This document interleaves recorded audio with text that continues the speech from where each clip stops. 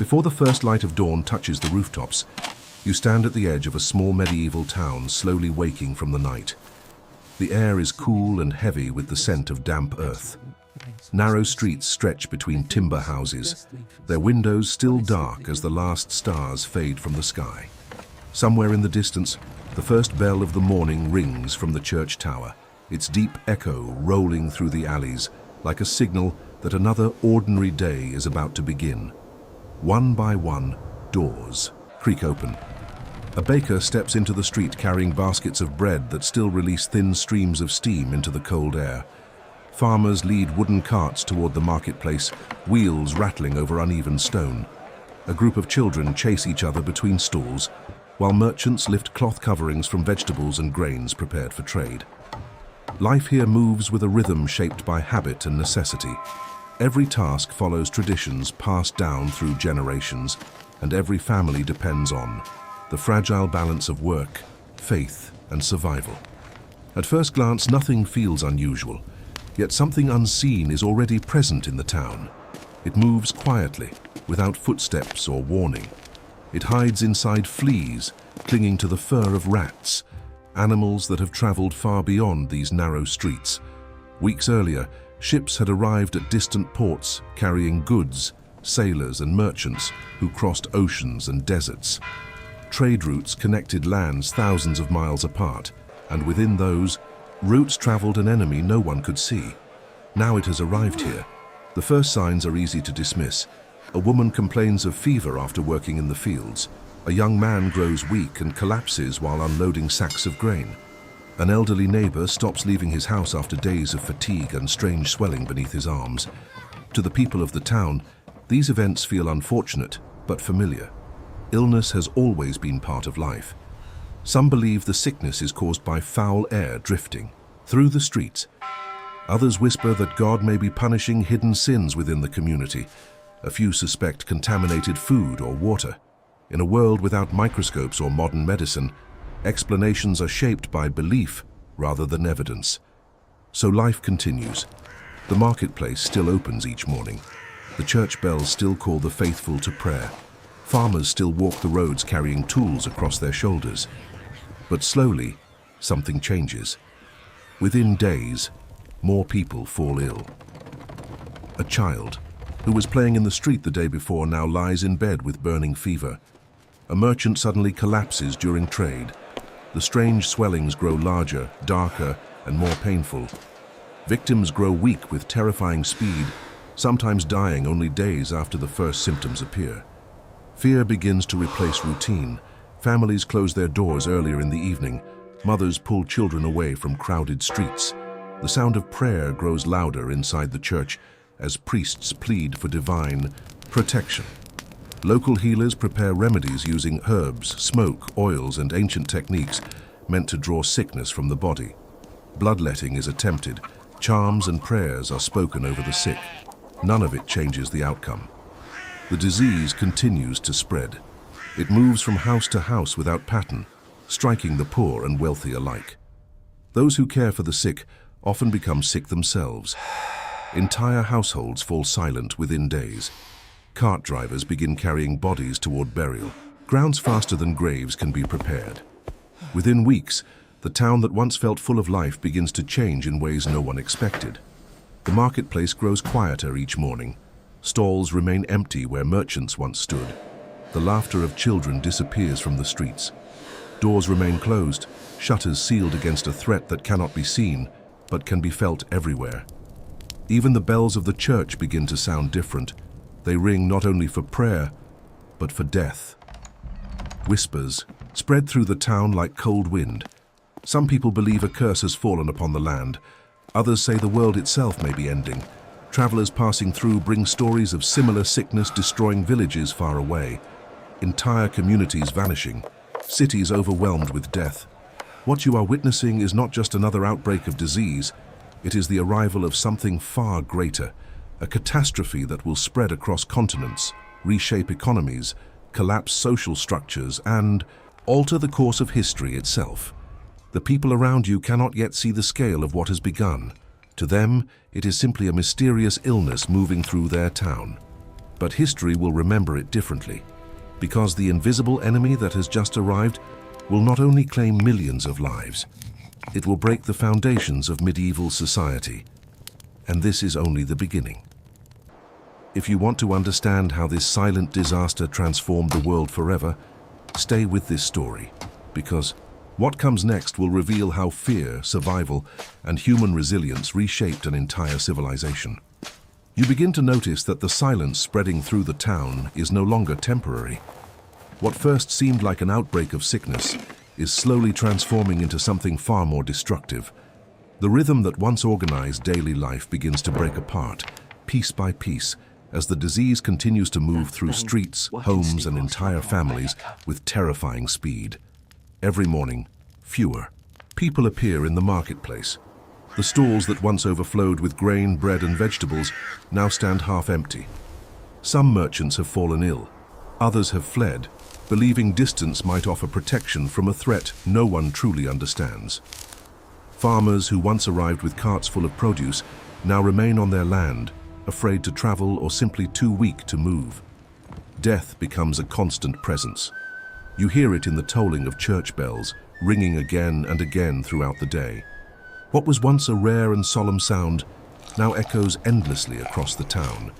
Gravediggers work from dawn until night, their hands blistered and their faces hollow with exhaustion. Sometimes there are not enough of them. Sometimes the bodies must wait.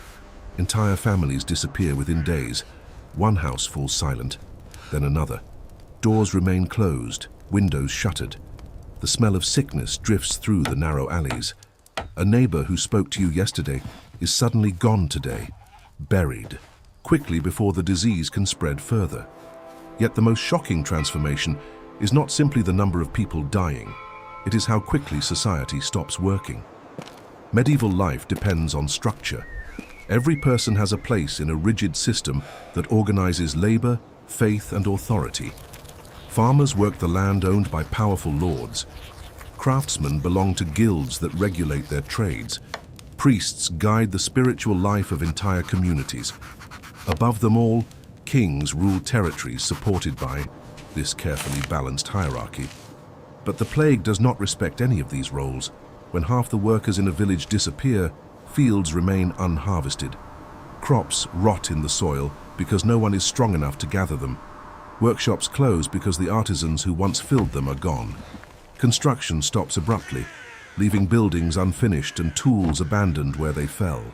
The economy begins to collapse in slow, painful stages.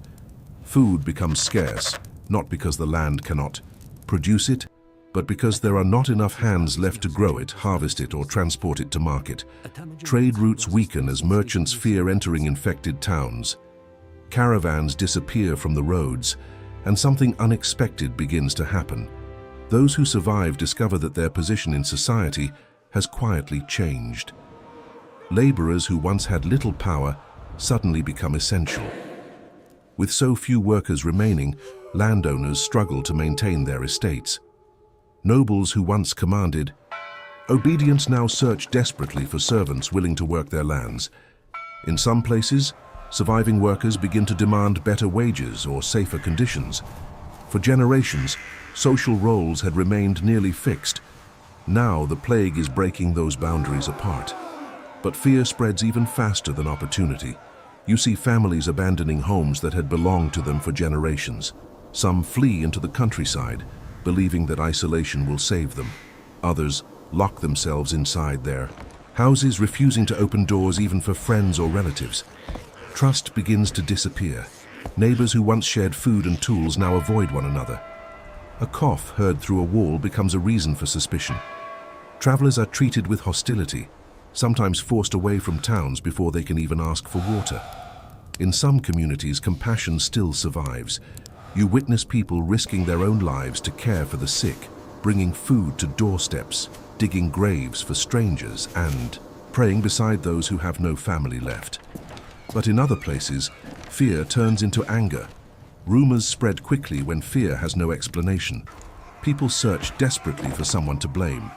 Foreign travelers, minorities, and outsiders become targets of suspicion.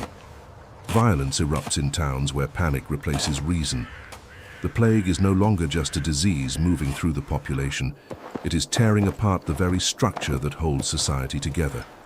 Every institution begins to weaken. Economic systems fail.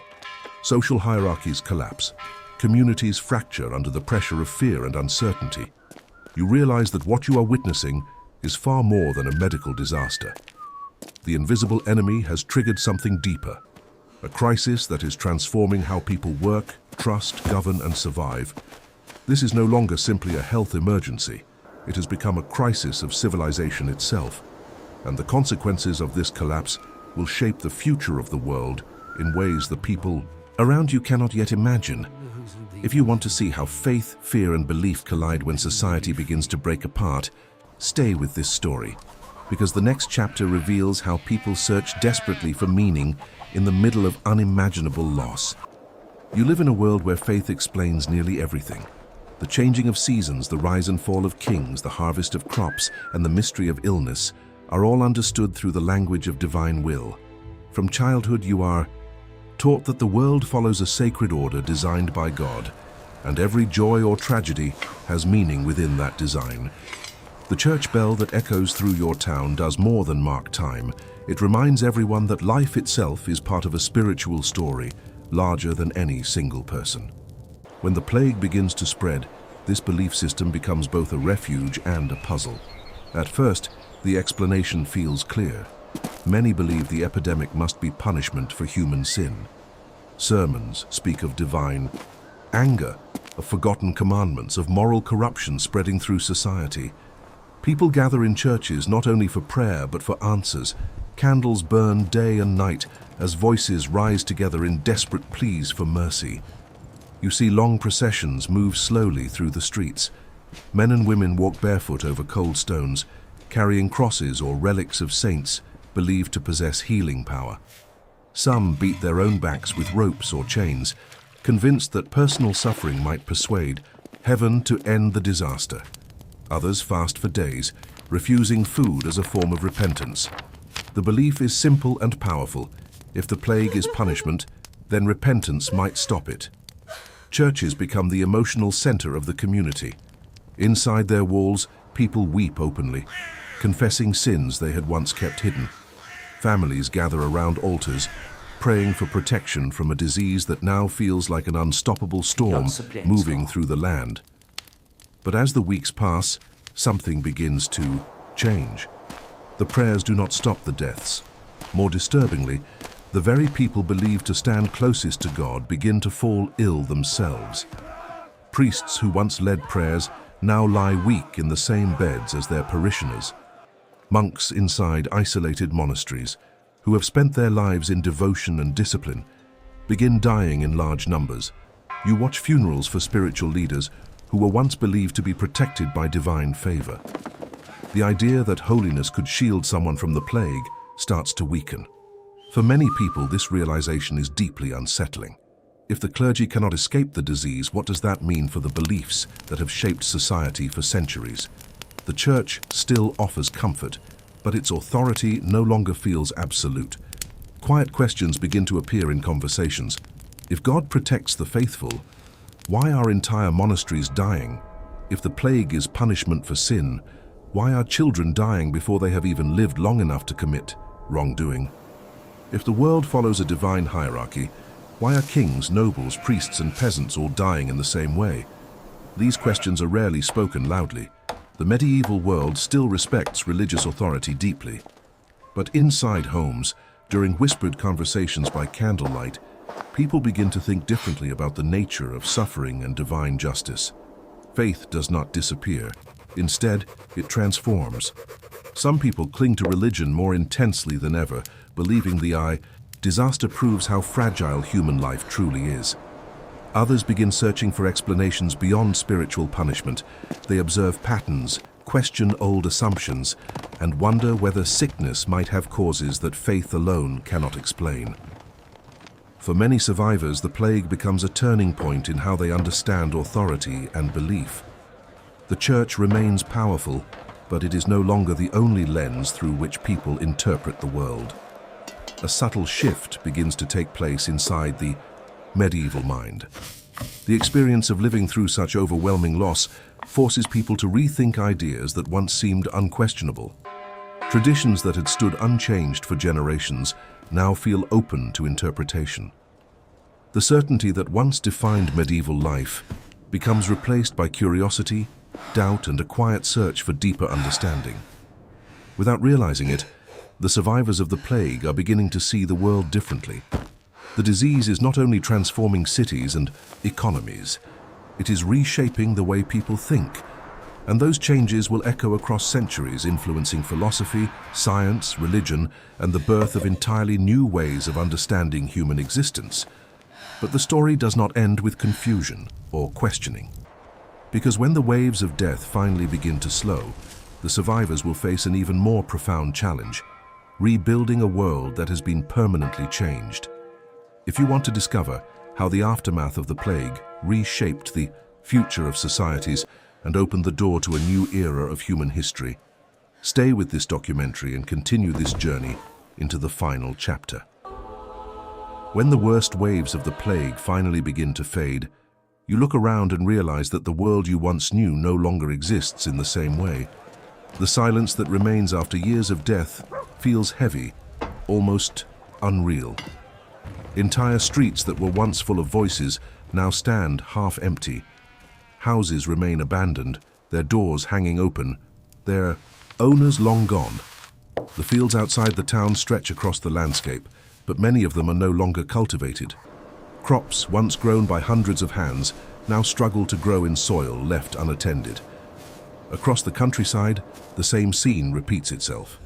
Villages that once appeared on maps vanish from records because no one remains to live in them. Some settlements shrink to a handful of survivors trying to rebuild their lives among empty homes and forgotten tools. Cities that once thrived, with trade and movement, now move more slowly, their populations dramatically reduced. Yet something unexpected begins to emerge from the devastation. With so many lives lost, the balance of power that once defined medieval society begins to shift.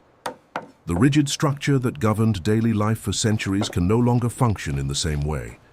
Landowners who once controlled large numbers of workers now face a new reality. There are not enough laborers left to maintain their estates. For the first time in generations, those who survive discover that their labor has become valuable in a way it never was before. You see farmers negotiating for better conditions before agreeing to work the land. Skilled craftsmen begin moving between towns in search of opportunities rather than remaining tied to a single lord or guild. Workers who once had little choice in where they lived now begin traveling to places where their skills are needed most. Mobility, once restricted by tradition and hierarchy, slowly becomes possible. The old feudal order had depended on stability and obedience. Peasants worked the same lands their parents had worked, and social roles remained fixed across generations. But the plague has broken that stability. With fewer people to enforce the old rules and fewer workers willing to accept them, the foundations of feudal society begin to weaken. Landowners attempt to pass laws forcing workers to remain in place or accept lower wages. But enforcement proves difficult. The reality is simple. When labor becomes scarce, power begins to shift. This transformation happens slowly, almost quietly, but its consequences are enormous. At the same time, the intellectual landscape of society begins to change as well. The experience of living through such a devastating catastrophe leaves deep marks on how people understand the world. Survivors carry memories of confusion, loss, and unanswered questions. The old explanations that once satisfied many people now feel incomplete. You begin to see curiosity growing in unexpected places. Physicians and scholars start paying closer attention to the causes of illness. Observations about hygiene, environment, and patterns of disease begin to circulate more widely. The search for knowledge expands beyond tradition and superstition. At universities and centers of learning, thinkers begin to explore new approaches to medicine, philosophy, and the natural world. Questions that once might have been dismissed now gain attention. What causes disease? How does the body function? What laws govern nature? The plague, without intending to, has forced society to confront the limits of its knowledge. this growing curiosity will not transform the world overnight. Change unfolds gradually over decades and generations, but historians looking back can see that the seeds of a new era are beginning to take root. In many ways, the devastation of the plague accelerates transformations that will eventually contribute to the Renaissance, a period marked by renewed interest in science, art, human thought, and the exploration of knowledge beyond traditional boundaries. What began as a terrifying epidemic becomes something larger than anyone living through it could fully understand. You stand in a world that is rebuilding itself.